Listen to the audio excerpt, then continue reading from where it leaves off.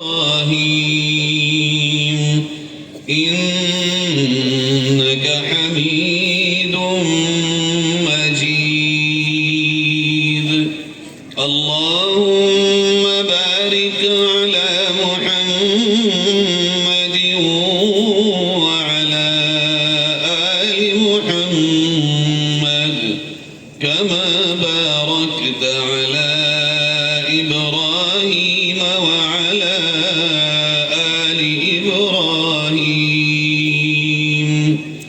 إنك حميد مجيد.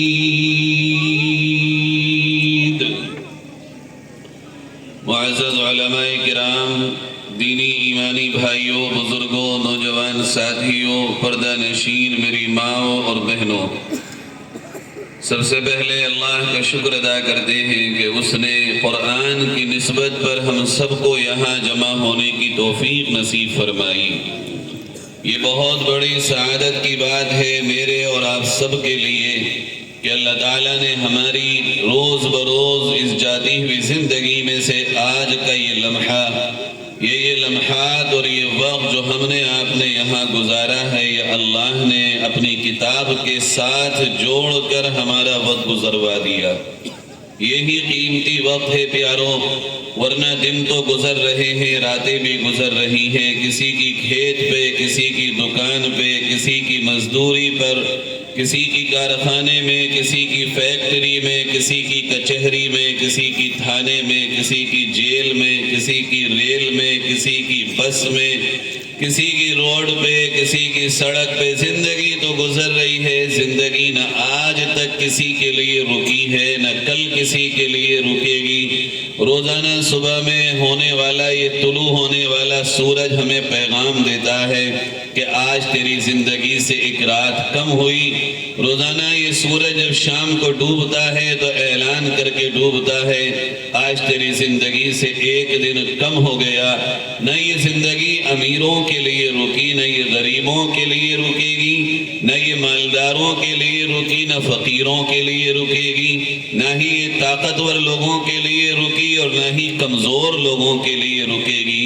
زندگی تو آگے بڑھ رہی ہے، اور جو ہماری آپ کی زندگی آگے بڑھ رہی ہے، یقین کر لو کہ ہم موت کے قریب جا رہے ہیں. اور جیسے جیسے موت کے قریب جائیں گے ہم، یہ زندگی ہمیں ہی بے معنی لگنے لگے گی. اور بڑھاپا آتے آتے جیسے ہی ہماری کلائیاں کمزور پڑیں گی، ہماری یہ ٹانگیں لڑکھڑانے لگیں گی، ہماری آنکھوں کی روشنی کم ہونے لگے گی، اور پھر یہ جسم ہمارا ساتھ چھوڑنے لگے گا. اس وقت احساس ہوگا پیاروں کہ کیا کھو دیا. وہ کون سا جوانی کا وقت تھا کہ جس میں ہم اللہ کی عبادت کر سکتے تھے، کر نہ پائے. وہ کیا ہی خوب جوانی کا وقت تھا کہ جس میں ہم قرآن کے ساتھ جڑ کے زندگی گزار سکتے تھے مگر نہیں گزاری. یہ وہ کیا ہی ہماری ٹھہری جوانی کا وقت تھا کہ جس میں ہم اللہ اور اس کے رسول کی مرضی کے مطابق اپنی جوانی کو ڈھال لیتے مگر نہیں ڈھال پائے.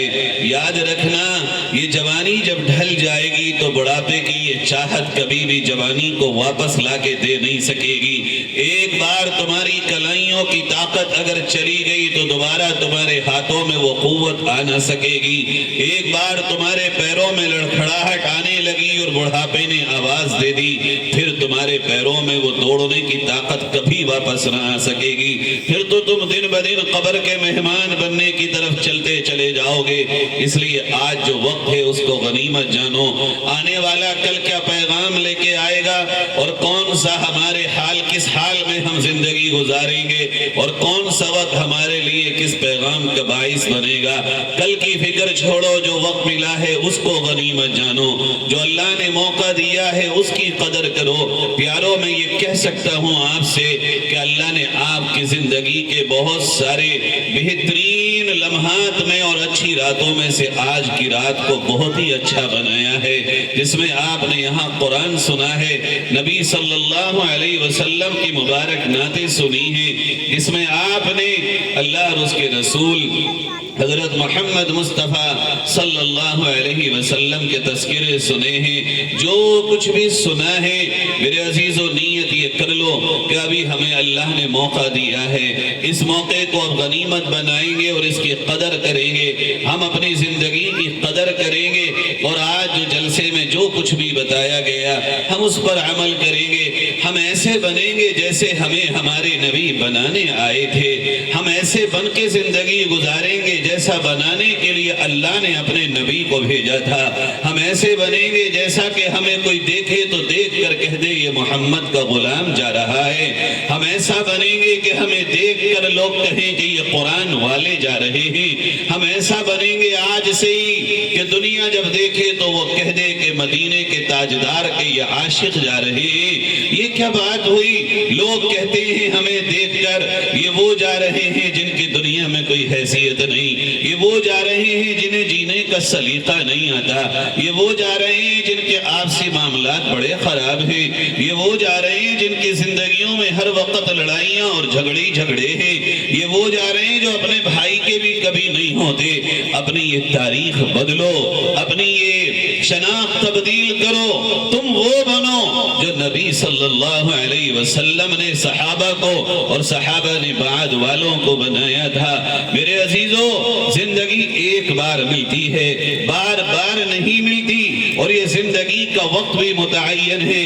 یہ آج کی رات میرے اور آپ کے جاگتے ہوئے گزر رہی ہے، مگر یاد رکھنا ہم سوئیں گے اور سونا ہمارے ہاتھ میں ہوگا، مگر یقین کر لو ہر سونے والا صبح کو ہمیشہ اٹھتا نہیں ہے، کبھی کبھی کوئی سوتے ہوئے رہ بھی تو جاتا ہے، کبھی کبھی اس کی رات آخری بھی تو بن جاتی ہے۔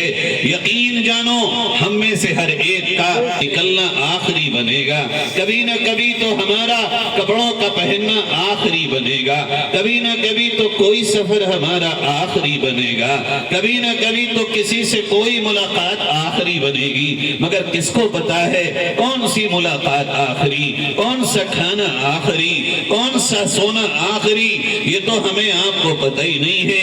اللہ نے اعلان کر دیا، تمہیں نہیں معلوم، وَمَا تَدْرِي نَفْسٌ مَاذَا تَكْسِبُ غَدًا، تمہیں پتہ ہی نہیں کل کیا ہوگا، وَمَا تَدْرِي نَفْسٌ بِأَيِّ أَرْضٍ تَمُوتُ، تمہیں یہ بھی نہیں پتا کہاں مرو گے، کون سی جگہ ہوگی تمہاری موت کی۔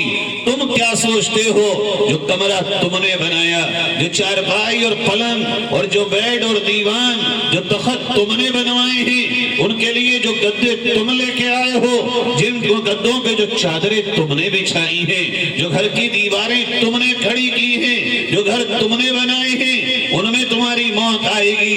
نہیں نہیں، یہ تو صرف اللہ کو معلوم ہے تمہاری زندگی کی آخر کہاں ہوگی، کب تمہارا کون سے مقام پہ آخری وقت آئے گا۔ اے مومن، اے مسلمان، اے میری ماں اور میری بہن، تجھے ہر لمحہ مرنے کو تیار رہنا چاہیے۔ تو اس دنیا میں آیا ہی اس لیے ہے کہ تو ایک اچھی موت پا کر اس دنیا سے جا سکے۔ زندگی اچھی ہو یا نہ ہو، زندگی تو بلال نے بھی گزاری، تپتے ہوئے ریت پہ گزاری، زندگی تو حضرت سمیہ نے بھی گزاری، شہادت کی موت کو گلے لگایا۔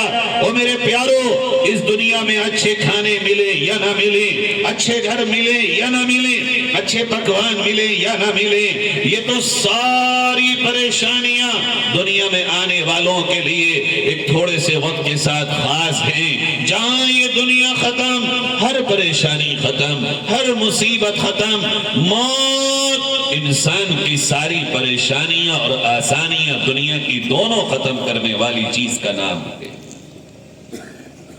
اس لیے پیارو، ہم اس لیے نہیں آئے وہ اپنے فضل سے دے دے، اللہ اگر اس کی محنت کا صلہ اسے اس کی امیدوں سے زیادہ دے دے، اسے حق ہے۔ وہ کاروں میں جیے، وہ محلوں میں جیے، وہ اچھے کپڑوں میں جیے، مگر ہم اس لیے نہیں آئے ہیں کہ ہم اپنے کپڑے پہننے کے لیے، اپنے گھر بنانے کے لیے، گاڑیوں کو خریدنے کے لیے، مکانوں کو سنوارنے کے لیے اور اپنے کھیتوں میں ہی رات اور دن گزار دیں۔ نہ نہ پیارے بھائیوں، پیاری بہنوں، آپ اور ہم اس لیے اس دنیا میں آئے ہیں۔ اللہ نے ہمیں اور آپ کو اس لیے کلمہ دیا ہے کہ ہم اور آپ اس دنیا میں جنت کے تاجدار بن کے چلے جائیں، ہم جنت کے مستحق بن کے چلے جائیں۔ یہ دنیا ہمارے آپ کے لیے کام کی جگہ ہے، قبر آرام کے لیے ہے، انعام تو ہمیں جنت میں ملے گا۔ مومن کا انعام دنیا میں نہیں ہے، مل جائے نصیب والے کو اللہ نواز دے الگ بات ہے، مگر مومن کو اصل انعام تو جنت میں ملے گا۔ ہم اور آپ دنیا میں جیسے بھی زندگی گزاریں گے بالآخر ہماری آپ کی زندگی گزر جائے گی، مگر اگر وہاں ہمیں ناکامی ملی، وہاں ہمیں رسوائی ہوئی، وہاں ہمارے ہاتھ اگر جنت نہ آئی، ہمارا بہت بڑا نقصان ہوگا۔ دنیا کا نقصان ہی کیا ہے؟ اگر ایک وقت نہ کھاؤ دوسرے وقت کوئی کھلا ہی دیتا ہے، ایک وقت اگر کوئی بیمار ہو دوا نہ ملے کوئی اللہ کا نیک بندہ ہسپتال لے جا کے دوا دلا ہی دیتا ہے، ایک بار امتحان میں فیل ہو جاؤ دوبارہ پھر امتحان میں بیٹھنے کا موقع آ ہی جاتا ہے۔ مگر پیارو، قیامت کا دن، اللہ کی عدالت کا دن، حساب کا دن، محشر کا دن، آخرت کا دن، وہ دن ہوگا وہاں جو حساب ایک بار ہوگا اس کے بعد پھر حساب نہیں ہوگا، وہی آخری حساب ہوگا۔ فیل ہوا، کامیاب ہوا تو کامیاب ہی ہوتا چلا جائے گا، ایسا نہ ہوگا کہ وہاں بار بار کسی کا حساب ہو رہا ہو۔ اس لیے پیارو، اپنی زندگی اس لیے گزارو کہ اچھی موت دنیا سے ہم لے کر کے جائیں۔ دیکھو دنیا میں کوئی کیسی بھی زندگی گزارے، زندگی کو یاد لوگ نہیں کرتے، موت کو یاد کرتے ہیں۔ اگر کسی کا باپ پوری زندگی پریشان رہا ہو اور موت کے وقت وہ کلمہ پڑھتا ہوا گیا ہو، لوگ یوں کہتے ہیں میرے باپ نے بھلے سے دنیا میں زندگی میں کتنی پریشانی اٹھائی ہو، مگر مولانا آخری وقت میں میرے والد کلمہ پڑھ رہے تھے۔ بڑے شوق سے بتاتا ہے، بڑی شان سے بتاتا ہے، اللہ کو یاد کرتے ہوئے گئے تھے۔ سچائی یہی ہے، ساری زندگی کی محنت موت ہی کے وقت تو انسان کی وصول ہوتی ہے جب ایمان پر اس کا خاتمہ ہو جائے۔ میرے عزیزو، جیسے زندگی ہم گزاریں گے ویسے ہی ہماری موت کا وقت ہوگا، اور جیسی موت ہمیں آئے گی ویسے ہی ہمارے ساتھ قبر میں معاملہ ہوگا، اور جیسا ہمارے ساتھ قبر میں معاملہ ہوگا ویسے ہی ہمارے ساتھ آخرت میں معاملہ ہوگا۔ آخرت کی تیاری اسی دھرتی پہ، اسی دنیا میں، اسی زندگی میں کرنی ہے۔ جو جتنا کرے گا اتنا پائے گا، ایسا نہ ہوگا کہ کوئی کرے کچھ نہیں اور پا بہت کچھ جائے۔ اللہ کے یہاں انصاف ہے۔ وَمَا رَبُّكَ بِظَلَّامٍ لِّلْعَبِيدِ، اللہ ظالم نہیں ہے، اللہ ایک انسان کے ساتھ پورا معاملہ کرے گا۔ ایسا نہیں ہوگا کہ کسی کے ساتھ کچھ ہو اور کسی کے ساتھ کچھ ہو۔ اللہ کے یہاں نہ انصافی نہیں ہے، نہ انصافی تو ہم اور آپ انسان جیسے لوگ کرتے ہیں۔ میرے عزیزو، یہ جو زندگی ہے اس زندگی کو اچھی موت پانے کے لیے گزارا جائے تبھی یہ زندگی ہے، اور یہ زندگی میں اچھا خاتمہ یہ قرآن کے بغیر تو ممکن نہیں ہے۔ ہماری آپ کی زندگی کو چلانے والا اگر کوئی راہبر ہے تو وہ قرآن ہے، اگر کوئی رہنما ہے تو وہ قرآن ہے۔ اگر ہماری آپ کی زندگی بہتر بن سکتی ہے تو قرآن سے بن سکتی ہے، وہ نیتاؤں کے بھاشن سے نہیں بنے گی، وہ احتجاجوں سے نہیں بنے گی، وہ ریلیوں سے نہیں بنے گی۔ یقین کر لو اگر ایسا ہوتا کہ ریلیوں سے، احتجاجوں سے، بڑے بڑے جلوسوں سے تمہارا کام بن جاتا، خدا کی قسم میرے نبی کو طائف میں ایک کنکر بھی پڑوانے کی نوبت نہ آ سکتی تھی۔ ایک ہی بار میں اللہ فرشتوں کے جلسہ کراتا، فرشتے اترتے اور نبی کے چاروں طرف فرشتوں کی فوج ہوتی۔ مجال تھی ابو جہل یا اس کے کسی حواری کی اور اس کے کسی بھی فوجی کی کہ وہ نبی کے ساتھ زیادتی کرتا۔ یہ دنیا میں پتہ چل گیا کہ یہاں اس طرح معاملہ نہیں ہوتا جیسا کہ تم سوچتے ہو، یہاں کوالٹی چاہیے، یا نقلی نہیں چلے گا، آنکھوں میں دھول نہیں جھونک سکتے ہو، یہاں اوریجنل اور حقیقت کی ویلیو ہے۔ اللہ ظاہر کو نہیں دیکھتا، ظاہر کسی کا کتنا ہی پھٹا پرانا کیوں نہ ہو، کپڑوں میں اس کے پیوند کیوں نہ ہو، کپڑوں پہ اس کے پرانے پن کا نشان کیوں نہ ہو، مگر دل اس کا آئینہ ہو اور دل پاک ہو اور دل میں رب کی محبت بسی ہو، نبی کی غلامی سے اس کا دل بھر چکا ہو۔ بھرنے سے مطلب پورا دل نبی کی غلامی میں ہی معمور ہو۔ پیارو، ایسا شخص اللہ کے نزدیک دنیا کے وقت کے بادشاہوں سے بھی زیادہ عزت والا ہے۔ ہم آپ جس طرح دنیا میں زندگی گزارنا چاہتے ہیں، ہماری چاہتیں کچھ اور، اللہ کی چاہت کچھ اور، ہماری آرزویں کچھ اور ہیں، اللہ کی آرزو کچھ اور ہے۔ اللہ رب العزت یہ چاہتا ہے ہم سے اور آپ سے کہ ہم حقیقت میں اللہ کے بندے بن جائیں، ہم اللہ کے ماننے والے بن جائیں، ہم اپنی ظاہری شان و شوکت کے بجائے اپنی حقیقی کردار کو واپس لے کے آئیں۔ آپ ذرا سوچئے، ایک مسلمان ہو اور وہ جھوٹ بول رہا ہو، ایک مسلمان ہو اور وہ زنا کر رہا ہو، ایک مسلمان ہو اور وہ تھانوں میں اپنے ہی بھائی کی مخبری کر رہا ہو، ایک مسلمان ہو اور وہ اپنے بھائی کی مینڈ کاٹ رہا ہو، ایک مسلمان ہو اور وہ اپنی ہی بہنوں کو بری نگاہ سے دیکھ رہا ہو، ایک مسلمان ہو اور وہ اذان کے وقت گھر میں سو رہا ہو، مسلمان ہو لیکن نبی کی سنتوں سے بھاگ رہا ہو، مسلمان ہو اور مہینوں مہینے قرآن اس کی زبان پہ جاری نہ ہوتا ہو۔ اب بتا، تو چہرے کا تو مسلمان ہے، تو جسم کا تو مسلمان ہے، تو کپڑوں کا تو مسلمان ہے، تو نام کا تو مسلمان ہے، تو ولدیت کا تو مسلمان ہے، تو شناختی کارڈ کا تو مسلمان ہے، مگر تو دل کا مسلمان نہیں ہوا۔ اگر دل سے مسلمان ہوا ہوتا، تیرے پیر بھی کام چھوڑ جاتے، کھچڑتے ہوئے جاتا، اللہ کے گھر میں سجدے کر لیتا۔ میں نے اپنی آنکھوں سے دیکھا، اللہ کے گھر کعبے میں مکہ مکرمہ میں ایک انسان ہے جس کے دونوں پیر نہیں ہیں اور وہ کھچڑ کھچڑ کے کعبے کا طواف کر رہا ہے۔ کوئی اسے ہاتھ دیتا مدد کے لیے، وہ واپس کر دیتا، گویا وہ یوں کہہ رہا تھا، اللہ نے پیر ہی تو لیے ہیں، دل کی جان تھوڑا ہی لی ہے، دل کا جذبہ تھوڑا ہی لیا ہے، میں اللہ سے کیسے شکایت کروں؟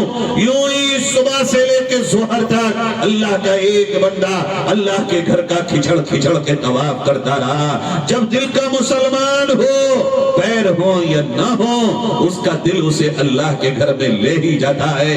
جب مسلمان دل بن چکا ہو تو زبان جھوٹ بولنے سے پہلے کانپ اٹھتی ہے، جب مسلمان دل کا ہو تو وہ زنا کی طرف قدم اٹھا نہیں سکتا، جب مسلمان دل کا ہو وہ اپنے بھائیوں کو نقصان نہیں نفع پہنچانے کی فکر کرتا ہے، جب مسلمان دل کا ہو تو وہ یہ نہیں سوچتا دنیا میں زندگی کیسے گزرے گی، وہ یہ سوچتا ہے میری منزل ابھی تو چند دنوں کے بعد قبر ہوگی، قبر میں میرا کیا ہوگا، وہاں تو پکا مکان بھی نہیں، وہاں تو کوئی روشنی کا انتظام بھی نہیں، یہاں تو میں نے لائٹ کا کنیکشن لیا، جنریٹر لیا، انویٹر لیا، اب سولر بھی لے لو، دنیا کے انتظام تم نے کر لیے، مگر یہ تو بتا پیارے قبر کا انتظام کون کرے گا؟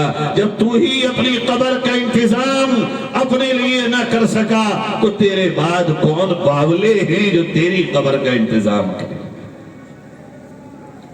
جب تو ہی اتنا بے خبر ہوا، یاد رکھیں اللہ کے نبی صلی اللہ علیہ وسلم نے فرمایا، جب تیرے گھر والے، تیری بیوی بچے، تیرے بھائی بہن، تیرے اپنے، تیرے سارے یار دوست رشتہ دار تعلق دار چاہنے والے تعلق رکھنے والے جب سب تجھ پہ مٹی ڈال کے چلے جائیں گے، کوئی تیرا نہ ہوگا، اس وقت تیرا دوست، اس وقت تیرا یار، اس وقت تیرا رفیق، اس وقت تیرا انیس یہ قرآن بن کے آئے گا اور یہ کہے گا انا انیسو، میں ہوں تیرا دوست، دیکھ تجھے وہاں سارے چھوڑ کے چلے گئے، وہاں اعلان ہو رہا ہے آؤ کھانا کھا لو، کھانا کھا کے جائیو، میں دیکھ تیرا دوست ہوں، تو مجھے صبح اٹھ کے پڑھتا تھا، شام اٹھ کے پڑھتا تھا، تو میرے کہنے پہ زندگی گزارتا تھا، آج جب تیرا یہاں کوئی نہیں، میں قرآن تیرا دوست بن کے آیا ہوں۔ پیارو یہ قرآن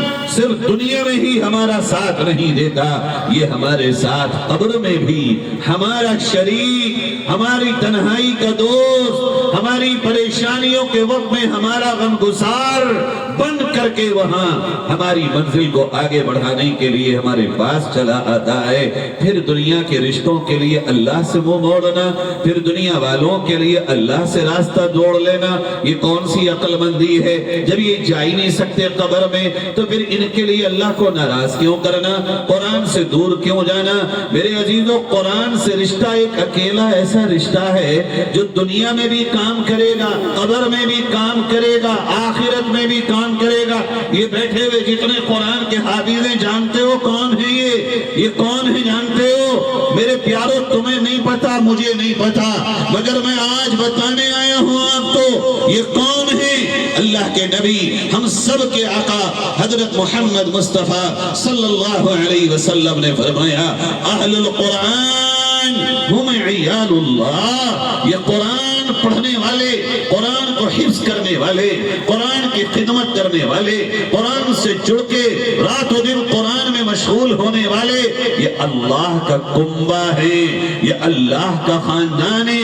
اللہ کا کوئی خاندان نہیں، اللہ کا کوئی کنبہ نہیں، وہ پاک ہے، مگر ان کی عزت کو اٹھانے کے لیے اللہ نے ان کو کہا کہ یہ قرآن والے میرا عیال ہیں، میرے کنبے کے لوگ ہیں۔ اور جو اللہ جن کو اپنا کنبہ کہہ دے، پھر دنیا میں مجال ہے کہ کوئی ان کا بال بھی بیکا کر سکے۔ کیا مقام ہے ان کا، سوچ کے دیکھو۔ اور ان کے ماں باپ، جو بھی ان بچوں کی ماں اور باپ ہے، رات کو سجدہ شکر ادا کرنا کہ تیرے بچوں کو رب نے اپنا کنبہ بنا لیا، تیرے بچوں کو رب نے اپنا خاندان بنا لیا، اور یہ مقام تجھے رب نے عطا کر دیا۔ اور یاد رکھو، یہ قرآن حافظ ہونا اپنی مرضی سے نہیں ہوتا۔ آپ میں سے کتنوں کے ماں باپ نے مار مار کے مدرسے میں بٹھالا ہوگا، استاد نے مارا ہوگا، مگر پڑھ تو نہیں پائے، بن تو نہیں پائے۔ یہ وہی بنتے ہیں جن کو اللہ بناتا ہے اپنی مرضی سے، کوئی کبھی قرآن کا حافظ نہیں بنا کرتا۔ یہ ہے ان کا مقام۔ قرآن سے جڑ جاؤ پیارو، قرآن کی طرف چلے آؤ پیارو، یہی تمہاری میری نجات ہے اس دور میں۔ ڈر کے بلوں میں مت گھسو، یہ صبر نہیں ہے جو تم کر رہے ہو۔ آؤ اور قرآن پہ عمل کرو، خوف کی زندگی مت گزارو، بلکہ اللہ کے نیک بندے بن کے اپنی تقوی والی زندگی قرآن کے مطابق گزارو، پھر اللہ کی مدد آئے گی۔ ایسے مظلوم مت بنو جو بزدل ہوتے ہیں، بزدل مظلوموں کے ساتھ اللہ کی مدد بہت کم آتی ہے۔ طاقت والے، تقوی والے قرآن سے جڑ کر بنو، پھر اگر مظلوم بنو گے تو آسمان پھٹ جائے گا، فرشتوں کی فوج تمہارے لیے مدد کو قطار در قطار اتر آئے۔ یہ کتنے چھوٹے سے بچے ہیں اور ان کا مقام کیا ہے؟ تعجب کریں گے آپ۔ اللہ کے نبی صلی اللہ علیہ وسلم نے فرمایا، حملۃ القرآن اولیاء اللہ، قرآن کے حافظ اللہ کے ولی ہیں۔ کہاں ڈھونڈ رہے ہو ولیوں کو؟ یہ بیٹھے اللہ کے ولی، نبی کہہ رہے ہیں یہ اللہ کے ولی ہیں۔ فمن والاہم والا اللہ ومن عاداہم عاد اللہ، جو ان سے محبت کرے گا اللہ ان سے محبت کرے گا، اور جو ان سے دشمنی رکھے گا اللہ ان سے بھی دشمنی رکھے گا۔ فرمایا اللہ کے نبی صلی اللہ علیہ وسلم نے، القرآن غنى لا فقر بعده ولا غنى دونه۔ دیکھو، قرآن سے بڑی کوئی دولت نہیں ہے جسے یہ مل جائے اور پھر کچھ بھی نہ ملے تو وہ شکایت نہ کرے، اور قرآن نہ ملا ہو اور سب کچھ مل گیا ہو، سمجھو اسے کچھ بھی نہیں ملا۔ سب کچھ ملنے کے باوجود بھی وہ فقیروں سے بدتر ہے۔ بلکہ ایک حدیث میں میرے آپ کے آقا صلی اللہ علیہ وسلم نے تو یہاں تک فرمایا کہ جس گھر میں قرآن کی تلاوت نہ ہوتی ہو، وہ گھر آسمان کے فرشتوں کو قبرستان کی طرح دکھتا ہے۔ کیسا مطلب یہ کہ قبرستان میں زندے انسان نہیں ہیں، مردے ہیں۔ جن گھروں میں قرآن کی تلاوت نہ ہو وہ گھر قبرستان ہیں، زندے تو ہو مگر مردوں والا کام کر رہے ہو۔ قرآن تو مردے نہیں پڑھ سکتے، تم تو زندے ہو اور مسلمان ہو، پھر قرآن کیوں نہیں پڑھا جاتا؟ میرے بھائیوں، ہماری آپ کی چاہتے یہ ہیں کہ ہمارے اوپر اللہ تعالیٰ صحابہ جیسی مدد بھیج دے، مگر کام ہم بالکل نہ کریں۔ یہ کیسے ہو جائے گا؟ قرآن کے ساتھ تو جڑنا ہی پڑے گا، قرآن سے تو تعلق رکھنا ہی پڑے گا۔ اللہ کے نبی حضرت صلی اللہ علیہ وسلم فرماتے ہیں ان اللہ یرفع بهذا الكتاب اقواما ويضع به آخرین۔ تمہاری عزت اور ذلت اسی قرآن سے جڑی ہے۔ اگر یہ قرآن تھام لو گے اور اس سے جڑ جاؤ گے تو اللہ تمہارے بیڑے پار لگا دے گا، اور اگر قرآن سے کٹ جاؤ گے تو اللہ تمہیں پھر بکھیر دے گا اور تمہاری ذلت کا توق تمہارے گلوں میں پڑ جائے گا، پھر کوئی تمہارا پرسان حال نہ ہوگا، کوئی چھوٹا سا بھی آئے گا اور تمہیں مسل کے چلا جائے گا، تمہاری حیثیت کوئی حیثیت نہ رہے گی قرآن سے کٹنے کی وجہ سے۔ تم یہ مت سوچنا کہ اتنے چھوٹے سے گاؤں میں جیتے ہو تم قرآن سے کیسے جڑو گے۔ آج دیکھو اللہ کا کیسا کرم ہے، پہلے 50 میل تک کوئی عالم نہیں ملتا تھا، مفتی نہیں ملتا تھا، گاؤں میں کوئی حافظ نہیں ہوتا تھا۔ آج سے 50 سال پہلے آپ کے گاؤں میں کتنے حافظ ہوں گے؟ 100 سال پہلے کتنے حافظ ہوں گے؟ نہیں ہوتے تھے۔ نادر خواہ یا 81 سپارہ پڑھے ہوئے کوئی امام صاحب ہوتے تھے۔ آج قدم قدم پہ عالم ہیں۔ آپ ان عالموں کو پکڑو، کہو جی ہمیں قرآن سناؤ، قرآن پڑھاؤ۔ ہم بوڑھے ہو گئے قرآن نہیں پڑھا، اب پڑھیں گے۔ ہم جوان ہو گئے قرآن نہیں پڑھا، اب پڑھیں گے۔ تم کہتے ہو جی عمر نکل گئی، موبائل سیکھنے کی عمر باقی ہے، کمپیوٹر سیکھنے کی عمر تمہاری باقی ہے، تمہاری نئی نئی گاڑیاں آئیں گی ان کے فنکشن سیکھنے کی عمر باقی، تمہاری کھیتیوں کی نئی نئی دوائیاں انہیں ڈالنے کے طریقے تمہیں یاد ہیں، کھیتیاں اگانے کے طریقے تمہیں یاد ہیں۔ نوجوانوں بالوں کی کٹنگ کے نئے نئے انداز تم سیکھتے ہو، وہ تمہیں یاد ہیں۔ اگر تمہیں سیکھنے کے لیے شیطان روکتا ہے تو صرف قرآن سے روکتا ہے، چونکہ وہ جانتا ہے اگر تم قرآن کی طرف آ گئے تمہاری کایا پلٹ جائے گی، شیطان ناکام ہوگا، ابلیس ناکام ہوگا اور تم کامیاب ہو جاؤ گے۔ اسی واسطے شیطان یہ وسوسہ ڈالتا ہے کہ تو بڑا ہو گیا، اب تیری عمر ہو گئی، اب بچوں کی طرح قرآن پڑھ کے تجھے کیا ملے گا؟ پیارو عمر نہ دیکھنا، قرآن سے جڑ جاؤ۔ آج اس جلسے میں یہ طے کر لو، جنہوں نے قرآن نہیں پڑھا آج ہی وہ یہ عزم اٹھا لیں کہ کل سے ہم قرآن پڑھیں گے، مولوی صاحب کے پاس جائیں گے، ہم بھی قرآن پڑھیں گے، اور یہ قرآن پڑھ کے کسی پہ احسان نہیں ہوگا، یہ ہم اپنی ہی قبر کی اپنے لیے تیاری کریں گے، چونکہ قبر میں کوئی ساتھ نہیں جانا۔ یہ مولوی بتا کے نبی کی حدیث جا رہا ہے، قرآن ساتھ جائے گا اور پھر یہی ساتھ نہیں جائے گا، یہ قیامت میں اللہ کی عدالت لگی ہوگی۔ تم قرآن کی طرف آؤ، اللہ کے نبی کہتے ہیں قیامت میں قرآن آئے گا اور یہ کہے گا اللہ اس نے مجھے دنیا میں نہ چھوڑا، آج میں تیری عدالت میں اس کی سفارش کرتا ہوں، ربا آج تو اسے معاف کر دے اور جنت میں داخل فرما دے۔ نبی فرماتے ہیں اللہ تعالیٰ اس کی سفارش کو قبول فرمائے گا اور اسے جنت میں داخل فرما دے گا۔ پھر ایک کے لیے قرآن آئے گا، اللہ اس کی طاق میں رکھا ہوا تھا، غلاف میں بند ہوا رکھا تھا، مجھ پہ دھولے چڑھتی رہی، یہ صبح بھی آ کے سوتا تھا، یہ رات کو دیر تک موبائل دیکھ دیکھ کے جاگتا تھا، مگر اس نے کبھی مجھے نہ اٹھایا، اس نے کبھی مجھے نہ پڑھا، اس نے کبھی مجھے سینے سے نہ لگایا، اس نے کبھی مجھے کھول کے نہ دیکھا۔ اس کے گھر میں کوئی مرا تو کھول کے دیکھتا تھا، بیمار ہوا تو پڑھ کے بھوکتا تھا، مگر یہ مجھے پڑھ کے اپنی زندگی نہ گزارتا تھا۔ اللہ اس نے مجھے دنیا میں چھوڑا ہے، آج تو اسے قیامت میں چھوڑ دے اور جہنم میں ڈال دے۔